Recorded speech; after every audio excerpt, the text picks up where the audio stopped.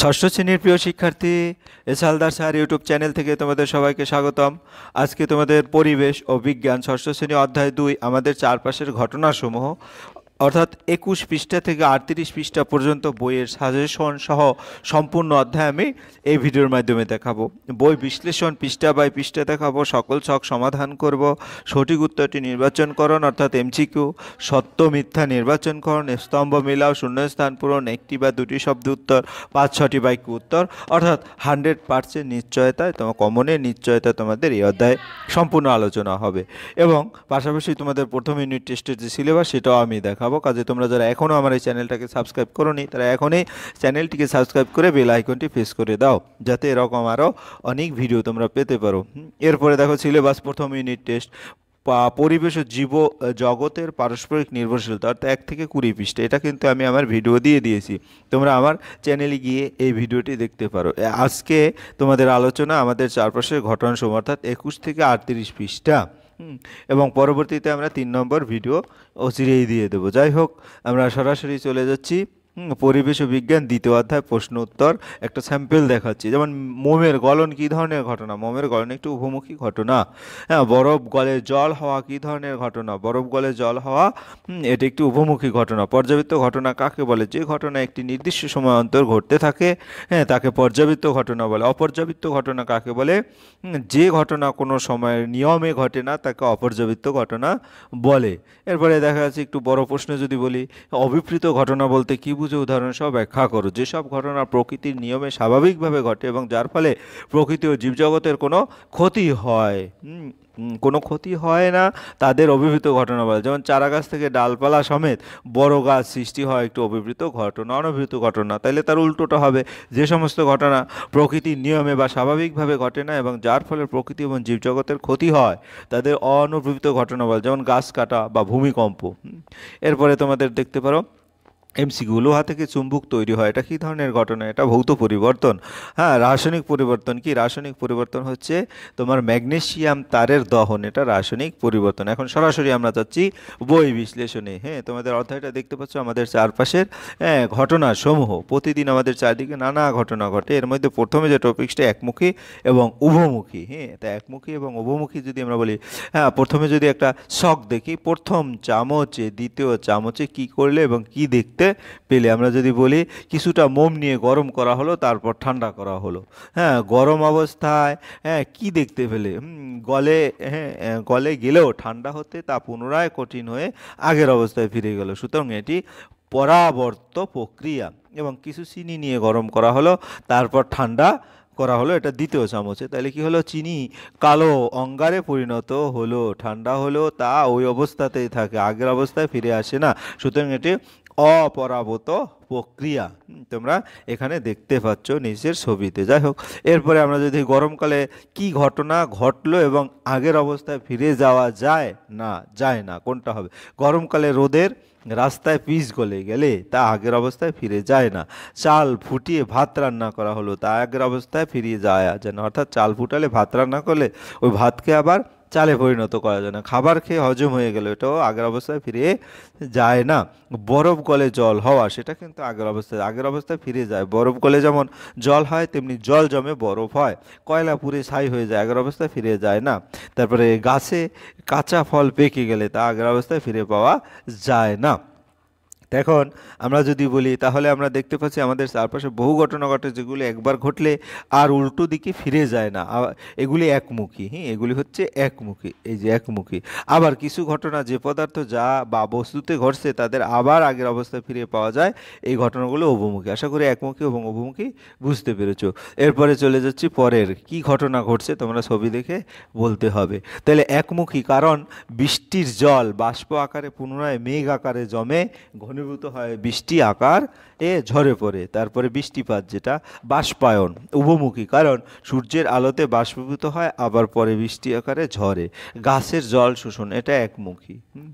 এরপরে আমরা যদি দেখি পর্যাবৃত্ত এবং অপর্যাবৃত্ত ঘটনা, আমাদের বাড়ির হ্যাঁ, বাড়িতে যে দেয়াল ঘড়ি লাগানো থাকে সেটার কথা ভাবো, নিজেদের মধ্যে বলা বলে। এই ঘড়িগুলো কটা কাটা থাকে? এই ঘড়িগুলোর 3টে কাটা থাকে। কোন কাটাটা আমাদের কি দেখায়? যেমন সব থেকে ছোটো কাটাটি হচ্ছে ঘন্টার কাটা, সব থেকে বড় কাটাটি সেকেন্ডের কাটা, এবং মাঝের আকারের কাটাটি মিনিটের কাটা। হ্যাঁ, কটার সময় ঘড়ির কাটা একই সরলরেখায় অবস্থান করে? 6টার সময় ঘড়ির কাটা দুটি একই সরলরেখায় অবস্থান থাকে, এবং 12টার সময় হ্যাঁ কাটা দুটো একসঙ্গে মিশে যায়। এরপরে যদি আমরা দেখি কি ঘটনা এবং পর্যাবৃত্ত না অপর্যাবৃত্ত। সিলিং ফ্যান বা টেবিল ফ্যানের ব্লেডের ঘোরা, এটা একটা হ্যাঁ পর্যাবৃত্ত ঘটনা। রাস্তায় গাড়ি আসা যাওয়া হ্যাঁ অপর্যাবৃত্ত, নির্দিষ্ট সময় অন্তর ঘটে, ঘটনাটি ঘটে না। তারপর গাছের পাতা ঝরে পড়া, এটা একটা পর্যাবৃত্ত, বছরের নির্দিষ্ট সময় এই ঘটনাটি ঘটে। জোয়ার ভাটা পর্যাবৃত্ত, দিনের নির্দিষ্ট সময় ঘটনাটি ঘটে থাকে। সাপের খোলস ত্যাগ পর্যাবৃত্ত, নির্দিষ্ট সময় অন্তর ঘটনাটি ঘটে। সুনামি হচ্ছে অপর্যাবৃত্ত, কারণ আজকে সুনামি হলে পরে আর নির্দিষ্ট কোনো টাইমে হবে কি না সেরকম কোনো কেউ বলতে পারে না। লিপ ইয়ার পর্যাবৃত্ত ঘটনা, অর্থাৎ 4 বছর পর পর লিপ ইয়ার আসে। সমুদ্রের জলের ঢেউ পর্যাবৃত্ত, নির্দিষ্ট সময় পর পর ঢেউ দেখা যায়। স্কুলের বিভিন্ন বিষয়ের পিরিয়ড পর্যাবৃত্ত, নির্দিষ্ট সময় অন্তর অন্তর পিরিয়ডগুলি হয়। আকাশে ধূমকেতু দেখতে পাওয়া, এটা অপর্যাবৃত্ত, নির্দিষ্ট সময় ছাড়া এটিকে দেখা যায় না। হ্যাঁ, পৃথিবীর সূর্যের চারদিকে আবর্তন পর্যাবৃত্ত, নির্দিষ্ট সময় অন্তর এটি ঘটে। মেঘ থেকে বৃষ্টি হওয়া অপর্যাবৃত্ত, বছরের বিভিন্ন সময় বৃষ্টি হতে পারে। অভিপ্রেত এবং অনভিপ্রেত, আমাদের প্রথম প্রশ্নটাই কিন্তু যে প্রাকৃতিক ঘটনাগুলো আমাদের ক্ষতি করে না সেগুলিকে অভিপ্রেত, এবং যেগুলি ক্ষতি করে সেগুলি অনভিপ্রেত ঘটনা। যা ঘটছে দেখছো এবং আমাদের এটা সমাধান। তাহলে আমরা যদি বলি 20 থেকে ফুল ফুটেছে, অভিপ্রেত। 20 থেকে চারা গাছ জন্মাচ্ছে, সেই চারা গাছ বড় হয়ে বৃক্ষের আকার নিয়েছে, অভিপ্রেত ঘটনা। গাছ কাটা হচ্ছে, এটা অনভিপ্রেত। তারপরে প্লাস্টিকের জিনিস বাইরে ফেলা হচ্ছে, এটা অনভিপ্রেত। গাড়ির ধোঁয়া চারিদিকে ছড়িয়ে পড়ছে, অনভিপ্রেত। মাইক এর শব্দ কানে হাতে চাপা দিতে হচ্ছে, এটা একটা অনভিপ্রেত ঘটনা। এরপর পরিবেশ বিজ্ঞান দ্বিতীয় অধ্যায়ের যে কিছু প্রশ্ন। মোমের গলন কী ধরনের ঘটনা? আমরা এতক্ষণে পড়লাম। বরফ গলে জল হওয়া কী ধরনের ঘটনা? এটা একটা অভিমুখী ঘটনা। পর্যাবৃত্ত ঘটনা কাকে বলে? নির্দিষ্ট সময় পর পর আসে। অপর্যাবৃত্ত ঘটনা কোনো সময় নিয়ম ঘটে না, তাকে অপর্যাবৃত্ত ঘটনা বলে। একটি পর্যাবৃত্ত একটি অপর্যাবৃত্ত ঘটনার উদাহরণ দাও। জোয়ার ভাটা হলো একটি অপর্যাবৃত্ত ঘটনা, এবং রাস্তায় গাড়ি আসা যাওয়া একটি অপর্যাবৃত্ত ঘটনা। মনুষ্য সৃষ্টি ঘটনা বলতে কি বুঝো? প্রকৃতিতে যে সমস্ত ঘটনা মানুষের দ্বারা ঘটে তাদের মনুষ্য সৃষ্টি ঘটনা বলে। প্রাকৃতিক ঘটনা বলতে কি বুঝো? প্রকৃতিতে যে সমস্ত ঘটনা প্রকৃতির আপন নিয়মে ঘটে তাদের প্রাকৃতিক ঘটনা বলে। একটি জৈব সার একটি অজৈব সারের উদাহরণ। একটি জৈব সার হলো ইউরিয়া, একটি অজৈব সারের উদাহরণ হলো ডাই অ্যামোনিয়াম সালফসফেট। এরপরে দ্রুত ঘটনা বলতে কি বুঝো? যেসব ঘটনা তাড়াতাড়ি ঘটে তাদের দ্রুত ঘটনা বলে। সংক্ষিপ্ত উত্তরধর্মী প্রশ্ন, অভিপ্রেত এবং এটা আমরা দেখিয়েছি। পরের আর একটা, রেল লাইন দুটি লাইনের জোড়ার মুখে ফাঁকা রাখা হয় কেন? রেল লাইনের ইস্পাতের তৈরি হয়। রোদের তাপে বা ট্রেন চলাচলের ফলে গরম হয়ে রেল লাইনের দৈর্ঘ্য বৃদ্ধি পায়, তাই জোরের মুখে ফাঁক না রাখলে দুটি রেল লাইন হ্যাঁ প্রচণ্ড চাপের সৃষ্টি হবে, ফলে রেল লাইনের বেঁকে গিয়ে দুর্ঘটনা ঘটতে পারে। এমন একটি ঘটনার উল্লেখ করো যেখানে ভৌত ও রাসায়নিক পরিবর্তন একসাথে ঘটে। মোমবাতি যখন জ্বলে তখন বাতাসের অক্সিজেনের সংস্পর্শে আসে মোম রাসায়নিক পরিবর্তন ঘটায় এবং কার্বন ডাই অক্সাইড ও জলীয় বাষ্প উৎপন্ন করে। আবার মোম যখন জ্বলে তখন কিছু মোম গলে যায়, এটা হলো ভৌত পরিবর্তন। এরপরে যদি আমরা দেখি কিছু এমসিকিউ প্রশ্ন। বরফ থেকে জলে পরিবর্তন, এই ঘটনা কি? এই উপমুখী পরিবর্তন। গরমকালে হ্যাঁ চিনি কালো হয়ে যাওয়া, এই ঘটনা হচ্ছে কি? এটা প্রথমটা উপমুখী ঘটনা। চিনি কালো হয়ে যাওয়া, এটা একমুখী পরিবর্তন। সমুদ্রের ঢেউ নিচের মধ্যে কোনো ধরনের ঘটনা। সমুদ্রের ঢেউ একটি পর্যাবৃত্ত ঘটনা। ইউরিয়া হলো একটি রাসায়নিক সার, ইউরিয়া হলো একটি রাসায়নিক সার। তারপরে কার্বারিল হলো একটি কীটনাশক। তারপরে শুঁয়োপোকা থেকে প্রজাপতি হওয়া একটি মন্থর ঘটনা নাকি এটা রাসায়নিক পরিবর্তন? এটা হচ্ছে একটি না, এটা হচ্ছে মন্থর ঘটনা। এই হচ্ছে তোমার এমসিকিউ। এরপরে যদি আমি আরও কিছু এমসিকিউ, লোহা থেকে চুম্বক তৈরি হয়, এটা একটা ভৌত পরিবর্তন। রাসায়নিক পরিবর্তন হলো ম্যাগনেসিয়াম তারের দহন। সবজিকে ছোট ছোট টুকরো করলে মোট ক্ষেত্রফল হতে বেশি হয়। মানুষের দেহে যকৃতের সংখ্যা হচ্ছে একটি। ভৌত পরিবর্তন উদাহরণ হচ্ছে ফুটবল পাম্প দিয়ে ফোলানো। কোনটি রাসায়নিক পরিবর্তন নয়? হ্যাঁ, প্লাটিনাম তারকে বুনসেন শিকায় ধরলে উজ্জ্বল আলো বেরোনো। তারপরে রাসায়নিক কীটনাশক হলো কার্বারিল। তারপরে ইউরিয়া সার মাটিতে কি করে? ইউরিয়া সার মাটিতে নাইট্রোজেন দেয়। হ্যাঁ, তারপরে প্রকৃতিতে মনুষ্য সৃষ্টির কিছু, যেমন আগুন জ্বালা, কখনো কি ঘটনা, কখনো কখনো বনের গাছ আগুন লেগে যায় যাকে দাবানল বলে। তারপরে কিভাবে ঘটা সম্ভব, শুকনো ডালে ঘষা লেগে কি ঘটনা ঘটে, আমরা রান্না করা সময় আগুন জ্বালাই কিভাবে ঘটা সম্ভব, মানুষের অসাবধানতার জন্য। বন্যা, বনের পশু, এভাবে করে ভালো করে পড়ে নেবে। এরপরে যে ঘটনাগুলো প্রকৃতিতে নিজ থেকেই ঘটে, যেখানে মানুষের কোনো হাত নেই, সেগুলো প্রকৃত ঘটনা। যেমন আমরা যদি বলি মুরগি ডিম ফুটে বাচ্চা অভিপ্রেত, হ্যাঁ, প্রাকৃতিক না মনুষ্য সৃষ্টি, এটা প্রাকৃতিক। উনুন জ্বালিয়ে রান্না করা, এটা অনভিপ্রেত মানুষ্য সৃষ্টি। ভূমিকম্প অনভিপ্রেত প্রাকৃতিক। ছোট ছাড়া গাছ মাটিতে পোতা হলে, ছোট চারা গাছ মাটিতে পোতা অভিপ্রেত এবং মনুষ্য সৃষ্টি। বন্যা অনভিপ্রেত এবং প্রাকৃতিক। পুজোর সময় প্রচণ্ড জোরে মাইক বাজানো অনভিপ্রেত এবং মনুষ্য সৃষ্টি। এরপরে আমাদের শরীরে খাদ্যের কী পরিণতি হয় তা আমরা আগেই জেনেছি। বলো তো এটা কী ধরনের পরিবর্তন? এটা হচ্ছে রাসায়নিক পরিবর্তন এবং একমুখী পরিবর্তন। হ্যাঁ, হ্যাঁ। তারপরে যতদিন যাচ্ছে তত লোক সংখ্যা বাড়ছে। কোন ছবিতে কি ব্যবহার করে, যেমন ছবি একই, কীটনাশক এবং গাছকে পোকামাকড়ের হাত থেকে রক্ষা করার জন্য প্রয়োজন হয় এবং পরাগ মিলন সাহায্য করে। কি দীর্ঘদিন ব্যবহারের ফলে কি ফলাফল হতে পারে? উপকারী কীট পতঙ্গের মৃত্যু ঘটতে পারে। ছবি দুইতে আছে সার ও কীটনাশক মাটিকে উর্বর করার জন্য, গাছকে পোকা মাকড়ের রক্ষা করার জন্য ব্যবহার করা হয় এবং হ্যাঁ, এটা জলজ প্রাণীগুলোর মৃত্যু ঘটে। যতটা রাসায়নিক ব্যবহার করা তার সবটাই কি কাজে লাগে? যদি না, বাকি অংশ কিছুটা মাটিতে এবং কিছু অংশ চাষের জমি লাগানো পুকুরের জলে মিশে যায়। এগুলি কিন্তু বইয়ের যে ছক সমাধানগুলি বা শূন্যস্থান যেখানে যেটা আছে সেটা সমাধান করে তোমাদের দিয়ে দিচ্ছি। আগে যেসব মাছ, হ্যাঁ, চাষের ক্ষেতে পাওয়া যেত সেগুলির নাম, হ্যাঁ, সেগুলির নাম হচ্ছে মাগুর, লাটা, কই, হ্যাঁ, ট্যাংরা, তারপর খলসে। এখন সেই সব মাছের কোনগুলো সেখানে আর পাওয়া যায় না? ট্যাংরা, খলসে এবং লাটা। তারপরে রাসায়নিক কীটনাশক সারের, হ্যাঁ, রাসায়নিক কীটনাশক সার দেহে প্রবেশ করলে যে ধরনের ঘটনা ঘটে সেই ঘটনা তা লেখো। যেমন পেটের বিভিন্ন অসুখ, যেমন কলেরা, ডায়রিয়া ইত্যাদি বিষক্রিয়া আমরা স্থানীয় মানুষদের মধ্যে দেখা যায়। তারপরে আরও দুটি উৎসের কথা লিখতে পারো যেখানে ক্ষতিকারক রাসায়নিক পদার্থ জলে মিশে যেতে পারে। এটা হচ্ছে কি, কৃষি জমিতে ব্যবহার করা রাসায়নিক পদার্থ, কলকারখানায় রাসায়নিক পদার্থ। এরপরে তোমরা যদি একটু ছবিটা দেখো, এখানে যকৃৎ আছে, কোথায় কোনটা আছে সেটা তোমাকে ক্লিয়ার করতে হবে। তাহলে এটা হচ্ছে হৃৎপিণ্ড, এটা হচ্ছে ফুসফুস, এটা হচ্ছে মস্তিষ্ক, আর এটা হচ্ছে বৃক্ক বা কিডনি। রাসায়নিক পদার্থের নাম ইউরিয়া। রাসায়নিক সার কোন কাজে ব্যবহৃত হয়? Diamine phosphate. রাসায়নিক সার কার্বালিন। রাসায়নিক কীটনাশক ম্যালাথিয়ান। রাসায়নিক কীটনাশক। এরপরে আমরা যাচ্ছি মন্থর এবং দ্রুত ঘটনা। বীজ ধান থেকে চারা গাছ তৈরি হয়েছে যাকে বলে বীজতলা। এরকম করে যদি ধান না হয় গাছের একবার দুবার, ফলে কিন্তু একটি আম গাছের চারা থেকে কি সহজেই আম পাওয়া যায়। এরকম করে বেশ কিছু ঘটনা আছে। এরপরে তোমাদের একটি পাত্রে কিছুটা পাথরের চুন রেখে তার মধ্যে সাবধানতা কিছুটা জল ঢাললে কি দেখতে পেলে? হ্যাঁ, কি দেখতে পেলে? দেখা যাচ্ছে চুন জলটি টকবক করে ফুটতে শুরু করছে। থিতিয়ে পড়া কিছুটা পরিষ্কার চুন জল খোলা বাতাসে কয়েকদিন রেখে দিলে কি ঘটে? হ্যাঁ, চুন জল কার্বন ডাই অক্সাইডের সাথে বিক্রিয়া করে পরিষ্কার চুন জলের উপর একটি স্বর পড়ে। অন্য পাত্রে কিছুটা পরিষ্কার চুন জল নিয়ে এটি খড়ের টুকরো বা কোল্ড ড্রিঙ্কস, খাবার, এটা দেখা যাবে চুন জল মানুষের নিঃশ্বাসে থাকা কার্বন ডাইঅক্সাইডের সাথে বিক্রিয়া করে পরিষ্কার চুন জলের উপর একটি স্বর পড়ে।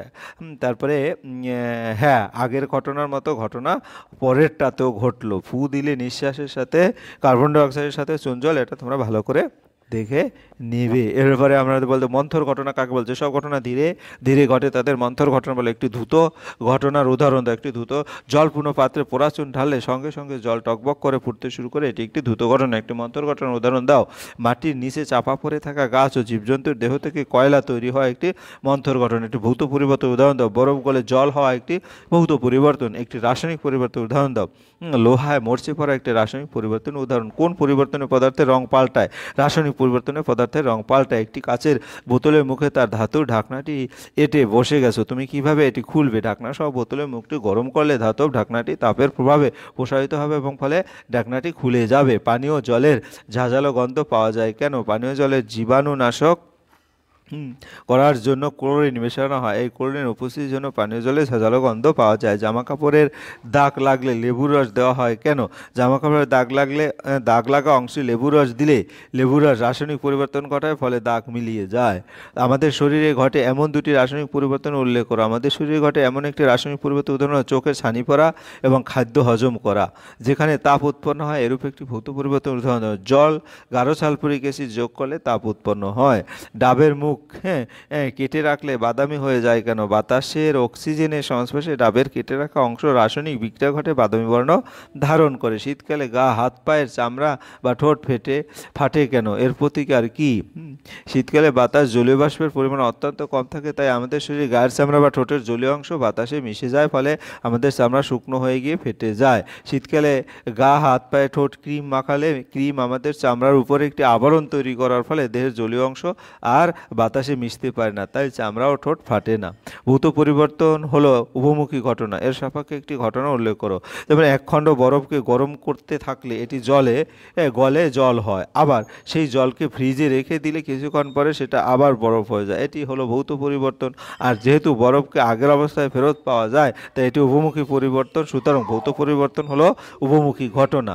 শীতকালে শিশির পড়ে কেন? শীতকালে পরিবেশের উষ্ণতা কম থাকায় বাতাসের জলীয় বাষ্প দ্রুত শীতল ও ঘনীভূত হয়ে শিশির হিসেবে মাটির কাছাকাছি গাছের পাতায় গাছের উপর জমা হয়। বছরের অন্য সময় জলীয় বাষ্প এত দ্রুত শীতল হতে পারে না বলে শিশির পড়ে না। ঢাকা দেওয়া একটি পাত্রে রাখা ন্যাপথালিনের গুলিতে তাপ দেওয়া হলে কি ঘটবে? এটি কি ধরনের পরিবর্তন? ঢাকা দেওয়া একটি পাত্রে রাখা ন্যাপথলিনের গুলিতে তাপ দিলে ন্যাপথলিন দ্রুত বাষ্পীভূত হয়ে যায়, কিন্তু ঢাকা থাকা অবস্থায় বাষ্প পাত্রের বাইরে যেতে পারে না। সুতরাং উপরের দিকে ঠান্ডা ঢাকার গায়ে তা কঠিন অবস্থায় জমতে দেখা যায়। এটি একটি ভৌত পরিবর্তন। কীটনাশকের কাজ কি? কীটনাশকের কাজ হচ্ছে তোমার দ্রুত একটা ঘটনা। লোহায় মরচে পড়ার ঘটনা হলো একটি রাসায়নিক পরিবর্তন। এটা হচ্ছে একটা রাসায়নিক পরিবর্তন। তারপরে বদ্ধপাত্রে ন্যাপথলিন বাষ্প হয়ে যায়, এটি একটি হচ্ছে তোমার ভৌত পরিবর্তন। শিশির জমে কোন সময়? শিশির জমে হচ্ছে তোমার শীতকালে শিশির জমে। এরপরে আমরা চলে যাচ্ছি স্তম্ভ মিলকরণ। পানীয় জলের জীবাণু মারার জন্য জলে মেশানো হয় জলে মেশানো হয় হচ্ছে তোমার হ্যালোজেন ট্যাবলেট। জামা কাপড় দাগ তুলতে সাহায্য করে, এটা হচ্ছে লেবুর রস। তারপরে খোলা জায়গায় ন্যাপথলিন রাখলে এটা উবে যায়। খোলা জায়গায় ন্যাপথলিন রাখলে উবে যায়। তারপরে কাঠ পোড়ালে হচ্ছে তোমার শক্তি পাওয়া যায়। তারপর বেসিনে বা মেঝেতে ছোপ পড়লে তা তুলতে অ্যাসিড ব্যবহার করা হয়। আশা করি বুঝতে পেরেছো। এবারে লোহা বা অন্য ধাতুকে গরম করা হলে উপমুখী ভৌত পরিবর্তন। তারপরে গাছ খাদ্য তৈরির জন্য বায়ু থেকে শোষণ করে। কি শোষণ করে? Carbon die oxide. জল বসন্ত একটি ভাইরাস ঘটিত রোগ। নিচের কোনটি পর্যাবৃত্ত ঘটনা? এটা হচ্ছে তোমার দিন থেকে রাত হওয়া একটা মানুষের দেহে বৃক্কের সংখ্যা একটি। কালো চুল পেকে সাদা হওয়ার যে ঘটনা রাসায়নিক পরিবর্তন। এক প্রকার রাসায়নিক সার হলো তোমার ডাইঅ্যামোনিয়াম ফসফেট। নিচের যেটি দ্রুত ঘটনা ঘটে সেটি হলো তোমার ফুটন্ত দুধে লেবুর রস মিশিয়ে ছানা কাটানো। তারপরে এবারে তোমাদের বই বিশ্লেষণ আবার দেখা যাচ্ছে। তোমাদের কোন গ্লাসে কি দেখতে পাওয়া যায়? যদি ভালো করে দেখো তোমরা গ্লাসে কি? গ্লাসে মার্বেল পাথরের টুকরো দিলে অ্যাসিডের দ্রবণটি মার্বেল পাথরের টুকরোগুলিকে গলিয়ে দেবে, কিন্তু একটু বেশি সময় লাগবে। মার্বেল পাথরের টুকরোগুলি একটু বড় হওয়ায় তাদের গলতে বেশ সময় লাগবে এবং তারা মন্থর গতিতে বিক্রিয়া ঘটবে। তারপরে গ্লাস বিতে মার্বেল পাথরের গুঁড়ো দিলে সেটি সঙ্গে সঙ্গে গলে যাবে এবং অ্যাসিড দ্রবণের সাথে মিশে যাবে, কিন্তু মার্বেল গুঁড়ো অ্যাসিড দ্রবণে মিলে এটি দ্রুত বিক্রিয়া করবে। শুঁয়োপোকা থেকে প্রজাপতি হলো এটা দ্রুত প্রক্রিয়া। ব্যাঙাচি থেকে ব্যাঙ হলো মন্থর প্রক্রিয়া। আম গাছের মুকুল থেকে আম হলো মন্থর প্রক্রিয়া। ফুটন্ত দুধে লেবু রস মিশিয়ে ছানা কাটানো, এটা হচ্ছে দ্রুত প্রক্রিয়া। তারপর ভৌত পরিবর্তনের রাসায়নিক পরিবর্তনের বৈশিষ্ট্য। কাগজের টুকরা 4টি ভাগ করা ফেলে কি পেলে? 4 টুকরো কাগজ। কাগজের টুকরোগুলো কেমন দেখতে হয়েছে? কাগজের টুকরোগুলো আগের কাগজের থেকে ছোট মাপের হয়েছে। যে টুকরো কাগজটিকে আগুন ধরিয়ে দেওয়া হবে সেটি পুরে ছাই হয়ে যাবে। এখন কাগজটার টুকরোগুলো একটি কাগজ ছাইয়ে পরিণত হলো। তারপরে না, ছাই থেকে আর কাগজ কাগজটি ফিরে পাওয়া যাবে না। তাইলে বাড়িতে যখন জল ফুটিয়ে রান্না করা হয়, বাড়িতে যখন জল ফুটিয়ে তখন কি হয়, জল আগুনে ফুটালে সেটি বাষ্পে পরিণত হয় এবং সেটি উবে যেতে লাগে। কেননা ঢাকনা দিয়ে ঢাকা থাকলে সেটি জলটি উবে যেতে প্রতিরোধ করে। এরপরে আমরা বিন্দু বিন্দু বাষ্প জমা হয়েছে, পরে থাকা পুরানো লোহার জিনিস উপরের দিকটা মরচে ধরে, তবে তার বাদামি রঙের একটা স্তর পড়ে যায় লোহার উপর। তারপরে কয়েকটি নতুন লোহার ছোট পেরেক বা আলপিনের কাছে এক টুকরো দেখে গেলে চুম্বকটি লোহার দিকে আকৃষ্ট হচ্ছে না। এবার পুরানো লোহার জিনিস থেকে যে অংশটি সহজে খসে পড়েছিল সেই চুম্বকটি আর আকৃষ্ট হচ্ছে না। লোহার সঙ্গে লোহার এই পাল্টে যাওয়া রূপের মধ্যে হচ্ছে চুম্বকীয় শক্তি কমে আসে। এরপরে আমরা জল ফুটিয়ে ড্যাশে পরিণত হয়, এগুলি কিন্তু আমরা কেবল ভালো করে বললাম। জল ফুটে বাষ্পে পরিণত হয়, এটি এক ধরনের ভৌত পরিবর্তন। জল থেকে বাষ্প হলো জলের কোনো প্রাকৃতিক ধরনের পরিবর্তন। চাল থেকে ভাত হয়ে গেলে রাসায়নিক পরিবর্তন, চালের প্রাকৃতিক পরিবর্তন হয়ে যায়। তারপরে জলীয় বাষ্পকে ঠান্ডা করলে আবার জল ফিরে পাওয়া যায়। ভাত থেকে কোনোভাবেই আর চাল ফেরত পাওয়া যায় না। তাহলে এই ধরনের পরিবর্তনের কারণটা সরিয়ে নিলে মূল পদার্থ ফিরে আসবে। আর এটা মূল পদার্থ ফিরে আসবে না। ভৌত পরিবর্তন উভমুখী ঘটনা, রাসায়নিক পরিবর্তন একমুখী ঘটনা, অর্থাৎ এই দুটোর মধ্যে পার্থক্য। এরপরে ছবিটা আমরা দেখি, ছবিটা থেকে যদি আমরা উত্তর দেওয়ার চেষ্টা করি, ছবিটা দেখে বলতে পারি যে রাসায়নিক পরিবর্তন অর্থাৎ এটি একমুখী ধরনের পরিবর্তন। কেননা কোনটা ভৌত পরিবর্তন আবার কোনটা রাসায়নিক। লোহা থেকে চুম্বক তৈরি, বরফ গলে জল হওয়া এবং ভাল্ব জ্বালানো, এগুলি হচ্ছে তোমার কি গাছের পাতার রং পাল্টে যাওয়া, এটা রাসায়নিক পরিবর্তন। কাঠপুরি আগুন জ্বালানো রাসায়নিক, দুধ থেকে দই তৈরি রাসায়নিক পরিবর্তন। কালো চুল পেকে সাদা হয়, এটাও রাসায়নিক পরিবর্তন। এরপর হলুদ লাগানো কাগজের রং গোলাপি লাল রঙের পরিবর্তন হয় এবং বিটের রস লাগানো কাগজের রং হলুদ রঙে পরিবর্তন হয়। লেবুর রস দেওয়ার পর হলুদ রঙেই থেকে যায়, কোনো পরিবর্তন হয় না, লাল রঙে পরিবর্তন হয়। তোমরা ভালো করে দেখে নিবে, আমি সবগুলি শুধু পূরণ করে তোমাদের ভালো করে দেখিয়ে দিচ্ছি। তোমরা নিজেদের মধ্যে আলোচনা করে কয়েকটি ঘটনার কথা যেখানে শক্তি অথবা শক্তি পাওয়া যায়। এই ঘটনা যেমন শক্তি লাগে তা হলো যেমন আলো জ্বালানো হয় তখন সেখানে বৈদ্যুতিক শক্তি ব্যবহার করা হচ্ছে। একটি ঘটনা যেখানে শক্তি লাগে তা হলো যখন আলো জ্বালানো হয়, চা গরম করতে তাপশক্তি ব্যবহার করা হয়। একটি ঘটনা যখন গাড়ি ইঞ্জিন শুরু হয় তখন সেখানে ধ্বনি শক্তি ব্যবহার হয়ে থাকে।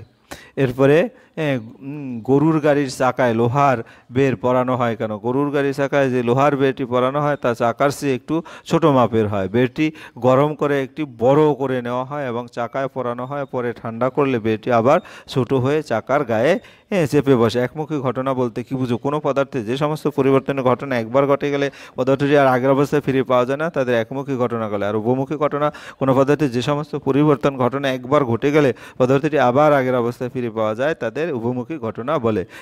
চিনিকে গরম করা কী ধরনের ঘটনা? চিনিকে গরম করলে চিনির অণু থেকে জল বেরিয়ে যায় এবং সেটি কালো কার্বনে পরিণত। এটি স্বাদে আর মিষ্টি থাকে না। কার্বন থেকে চিনিকে পুনরায় ফেরত পাওয়া যায় না, তাই এটি একটি একমুখী পরিবর্তন। স্বচ্ছ চুন জলে ফু দিলে ঘোলা হয়ে যায় কেন? চুন জলে ফু দিলে উপস্থিত কার্বন ডাইঅক্সাইড চুন জলের সাথে রাসায়নিক বিক্রিয়া ঘটে, ফলে চুন জল ঘোলা হয়ে যায়। সবজি ছোট ছোট করে কেটে রান্না করা হয় কেন? সবজি ছোট ছোট করে কাটলে ছোট টুকরোগুলির ক্ষেত্রফল বেশি হয়, ফলে তরিতরকারি তাড়াতাড়ি সিদ্ধ হয়। একই কারণে তরিতরকারি নুন মশলা ভালো করে প্রবেশ করে, এজন্যই তরিতরকারি ছোট ছোট করে কেটে রান্না করা হয়। সূর্যের তাপে জল বাষ্প হয় একটি কি পরিবর্তন? ভৌত পরিবর্তন, অর্থাৎ এটা একটা ভৌত পরিবর্তন। তারপর জলে আমরা ভৌত পরিবর্তন দাগিয়ে নেই। জলে আর্সেনিক উপস্থিতির জন্য মানুষের হাতে প্রায় কালো কালো ছাপ পড়ে, অর্থাৎ এটা আর্সেনিক। তারপর মুরগির ডিম ফুটে বাচ্চা হওয়া কোন ধরনের ঘটনা? এটা অভিপ্রেত ঘটনা, প্রকৃতির ঘটনা। জল বসন্ত দেখা যায় কোন সময়? জল বসন্ত দেখা যায় বসন্তকালে। তারপরে গা হাতের চামড়া ফাটে কোন সময়? শীতকালে। এই হচ্ছে তোমাদের এমসিকিউর পূর্ণাঙ্গ সমাধান। এরপরে বাম স্তম্ভ থেকে ডান স্তম্ভ মোমবাতি জ্বালানো, এটা হচ্ছে তোমার কি অপর্যাবৃত্ত ঘটনা। আকাশে ধূমকেতু 2 নম্বর হচ্ছে অপর্যাবৃত্ত ঘটনা। আর মোমবাতি জ্বালানো হচ্ছে ডি, রাসায়নিক ও ভৌত দুটোই পরিবর্তন হয়। তারপর গাছের পাতার রং পাল্টে যাওয়া, এরপরে তোমার রাসায়নিক পরিবর্তন। তারপর দিন থেকে রাত, এটা একটা পর্যাবৃত্ত ঘটনা। তারপরে জল নুনে ভৌত পরিবর্তন, জল নুন গুলে যাওয়া। নিচের কোনটি একমুখী পরিবর্তন? এটা হচ্ছে তোমার বি, মোমের দহন। ভূমিকম্প একটি ভূমিকম্পটা অনুপ্রপিত ঘটনা। আম গাছের মুকুল থেকে আম হওয়ার ঘটনা, এটা হচ্ছে মন্থর ঘটনা। মানুষের দেহে ফুসফুসের সংখ্যা 2টি। এক প্রকার রাসায়নিক সার হলো ডাইঅ্যামিন ফসফেট। গম থেকে আটা তৈরি হওয়া, এটা একটা একমুখী ভৌত পরিবর্তন। মেঝেতে কিছুটা জল ফেলে রাখলে কিছুক্ষণ পর দেখা যায় সেই জল মিলিয়ে গেছে, এটার পরিবর্তন হচ্ছে, এটার পরিবর্তন ভৌত পরিবর্তন। বরফ গলানো হলো, এটা একটা ভৌত পরিবর্তন। চুন জল ফু দিলে নিঃশেষে, এটা দেখিয়েছি নাইট্রোজেন, কার্বন ডাইঅক্সাইড। সার হলো গাছের কৃত্রিম খাদ্য। লোহায় মরচে পড়া হচ্ছে রাসায়নিক পরিবর্তন। জল বসন্ত একটি ভাইরাস ঘটিত রোগ। বরফ গলানো হলে ভৌত পরিবর্তন। রাসায়নিক পরিবর্তন হলো কোনটি? ম্যাগনেসিয়াম তারের দহন। কাগজ পুড়ে আগুন জ্বালানো, সেটা হচ্ছে রাসায়নিক পরিবর্তন। জলের মধ্যে চিনি বা নুন গুলে যাওয়া, সেটা হচ্ছে উভমুখী ভৌত পরিবর্তন। নির্ণীত প্রশ্নগুলির উত্তর দাও। এই ঘটনার জন্য গাছের সৌরশক্তি দরকার হয়। ওই শক্তি প্রকৃতিতে গাছ সূর্য থেকে পায়। গাছের তৈরি খাবারের সৌরশক্তি তাপ শক্তিতে রূপান্তরিত হয়ে পাতায় পরিণত হয়। গাছের এই খাবার তৈরি করাটা কী ধরনের রাসায়নিক পরিবর্তন? তাহলে দেখা যাচ্ছে সৌরশক্তির দ্বারা রাসায়নিক পরিবর্তন ঘটছে। এরপরে কর্মপত্র যদি দেখো, অক্সিজেন, জল অক্সিজেন ও হাইড্রোজেন মৌল দিয়ে তৈরি হয়। তারপরে এই ঘটনাটি তাহলে বিদ্যুৎ শক্তির প্রভাবে রাসায়নিক পরিবর্তন ঘটে। এরপরে জল থেকে বাষ্প হতে তাপশক্তি লাগে। একইভাবে তোমরা বাড়ির পাশের পুকুর বা নদী থেকে জল বাষ্প হতে যে তাপ লাগে তার উৎস হচ্ছে সূর্য। বাতাস উপাদান হিসেবে যে জলীয় বাষ্প থাকে তার প্রাকৃতিক উৎস হলো নদী, পুকুর, সমুদ্র ইত্যাদি। এই জলটা নদী, পুকুর, সমুদ্র ইত্যাদির বাষ্পে পরিবর্তিত হয়। শীতের সকালে ঘাসের পাতার উপরে শিশির রূপে জমা হয় ছোট ছোট গাছ, বাষ্পের কণা জড়ো হয়, জলের ফোঁটা তৈরি হয়। যাই হোক, আমার এই ভিডিওটা এমনিতেই বেশ বড় হয়ে গেছে। আমি পরবর্তীতে বাকি অংশটুকু পরের আরেকটা ভিডিওর মাধ্যমে তোমাদের দেখিয়ে দেব। যাই হোক, তোমরা যদি প্রথম থেকে মনোযোগ সহকারে ভিডিওটি দেখে থাকো তাহলে অবশ্যই তোমরা এখান থেকে সকল প্রশ্ন কমন পাবে বলে আমার বিশ্বাস। কাজেই সবচেয়ে বড় ব্যাপার হচ্ছে এখন তোমাদের সিলেবাস বেড়েছে, বেশি বেশি পড়তে হবে। তোমাদের আবার মনে করিয়ে দিই, আমার এই চ্যানেলটাকে সাবস্ক্রাইব না করলে প্লিজ প্লিজ প্লিজ সাবস্ক্রাইব করে বেল আইকনটি প্রেস করে দাও। ভিডিওটি দেখার জন্য ধন্যবাদ। আজ এই পর্যন্ত।